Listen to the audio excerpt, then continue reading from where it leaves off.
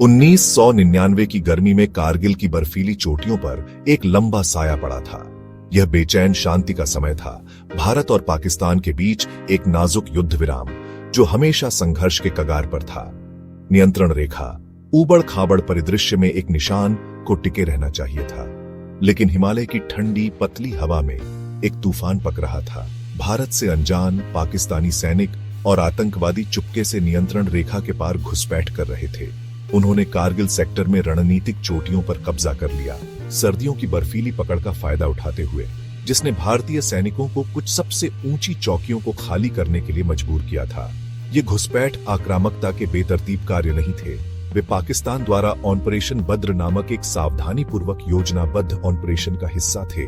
उद्देश्य स्पष्ट था, महत्वपूर्ण श्रीनगर लेह राजमार्ग को काट देना, लद्दाख को शेष भारत से अलग कर देना। पाकिस्तान का मानना था कि यह दुस्साहसी योजना भारत की सैन्य रसद को पंगु बना देगी और कश्मीर विवाद की यथास्थिति में बदलाव के लिए मजबूर करेगी। यह एक जुआ था, दुनिया की छत पर खेला जाने वाला सैन्य शतरंज का एक उच्च दांव वाला खेल। जैसे ही बर्फ पिघली और वसंत ऋतु नजदीक आई, पाकिस्तानी घुसपैठ की असली सीमा भयावह रूप से स्पष्ट हो गई। भारत एक अच्छी तरह से जमे हुए दुश्मन का सामना कर रहा था, जो महत्वपूर्ण आपूर्ति मार्गों की ओर मुख किए हुए गढ़वाले बंकरों में गहराई तक खोदा हुआ था। मंच एक ऐसे संघर्ष के लिए तैयार था जो दोनों राष्ट्रों के धैर्य की परीक्षा लेगा। कारगिल युद्ध के रूप में इतिहास में दर्ज एक संघर्ष। कारगिल सेक्टर दांतेदार चोटियों और विश्वासघाती घाटियों का एक उजाड़ विस्तार एक ऐसे संघर्ष का केंद्र बन गया जिसने दुनिया का ध्यान खींचा। मई 1999 के शुरुआती दिनों में भारतीय सेना के गश्ती दल ने नियंत्रण रेखा के पार संदिग्ध गतिविधियों का पता लगाया। शुरू में घुसपैठियों के रूप में खारिज कर दिया गया।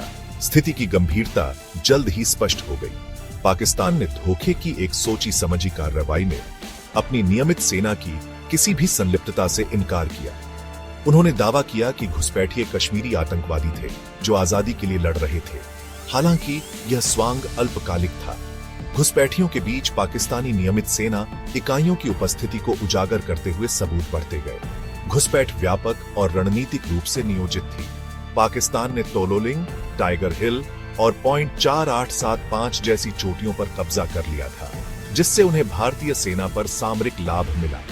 इन सुविधाजनक बिंदुओं से वे श्रीनगर लेह राजमार्ग पर तोपखाने की आग बरसा सकते थे। लद्दाख में तैनात भारतीय सैनिकों को महत्वपूर्ण आपूर्ति को प्रभावी ढंग से काट सकते थे। घुसपैठ ने भारत में सदमे की लहरें भेज दी। यह नियंत्रण रेखा का घोर उल्लंघन और भारत की क्षेत्रीय अखंडता के लिए एक गंभीर खतरा था।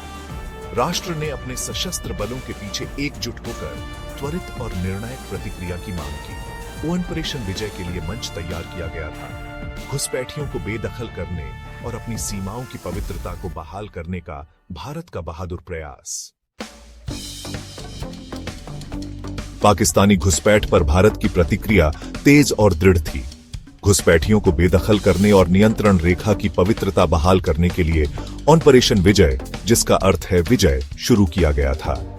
यह एक बहुआयामी रणनीति थी जिसमें भारतीय सेना, वायुसेना और अर्धसैनिक बल शामिल थे, जो आक्रमण का मुकाबला करने के लिए एक साथ काम कर रहे थे।